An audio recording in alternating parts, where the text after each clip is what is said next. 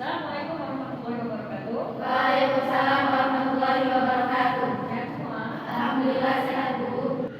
Pada perjumpaan yang kemarin kita belajar tentang fungsi muamalah. Apa yang kita bahas kemarin? Riba.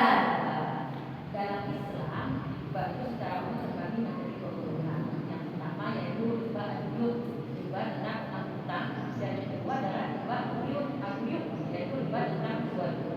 Tetapi menurut jenisnya riba itu ada 5 macam. Yang pertama, ayo siapa? Saya, Bu. Riba qard, riba yang terjadi karena adanya persyaratan kelebihan atau keuntungan tertentu yang ditarik oleh pemberi pinjaman kepada peminjam di awal akad. Ya, betul. Siapa yang bisa memberi contoh? Saya. Ya. Contohnya seperti bunga pada pinjaman online.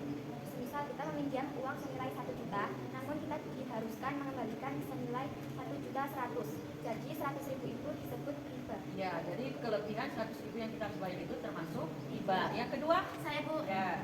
Riba jahiliyah, tambahan yang dikenakan karena peminjam tidak mampu melunasi utangnya pada waktu yang telah ditetapkan. Ya. Contohnya siapa yang bisa? Saya, Bu. Ya.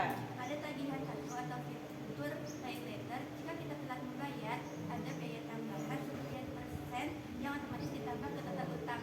Ya, betul. Yang berikutnya riba apa? Saya, Bu, riba fadl. Jual beli barang ribawi ya riba yang terjadi karena pertukaran barang ribawi seperti emas, peralatan pangan pokok yang sejenis namun dengan takaran dan kadar yang berbeda. Contohnya apa? Saya, Bu, itu, Bu, bisa tukar uang baru pas lebaran. Itu kan kita nukarin uang 100.000, tapi dikembalikan cuma 90.000. Itu kan jadi yang 10.000-nya kan termasuk riba fadl. Ya, karena apa? Ada pihak yang merasa dirugikan. Yang keempat? Saya, Bu. Ya. Riba nasi'ah, riba yang muncul karena adanya penangguhan waktu penyerahan atau pembayaran dalam pertukaran barang ribawi. Contohnya? Saya, Bu, pembeli emas secara kredit di toko konvensional atau online yang tidak menggunakan akad syariah dalam Islam, pertukaran emas dengan uang sebagai pengganti perak harus dilakukan secara tunai atau serah terima satu juga. Sekarang yang kelima. Saya, Bu, riba yang terjadi karena salah satu pihak meninggalkan majelis akad atau tempat transaksi sebelum terjadi serah terima barang ribawi secara fisik. Nah, siapa contohnya? Saya, Bu. Transaksi jual beli forex secara online yang tidak langsung masuk ke saldo atau rekening pada saat akad dilakukan, melainkan tertunda lama setelah kesepakatan harga. Ya, itulah jenis-jenis riba yang perlu kita ketahui. Sebagai seorang muslim, kita selain juga beribadah, memperdalam ilmu kita ibadah, tetapi juga kita harus cerdas dalam bermuamalah. Sebagaimana Allah berfirman di dalam surat Al-Baqarah ayat 275, yaitu artinya padahal Allah telah menghalalkan jual beli dan mengharamkan riba.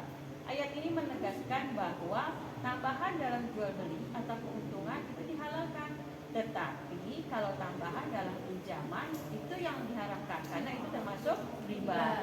Allah juga pada surat Al-Baqarah ayat yang lain menjelaskan bahwa orang yang tidak mau menyelesaikan, memutus bunga riba yang telah dia lakukan itu akan menjadi musuh bagi Allah, dan Allah dan Rasulnya akan memerangi mereka.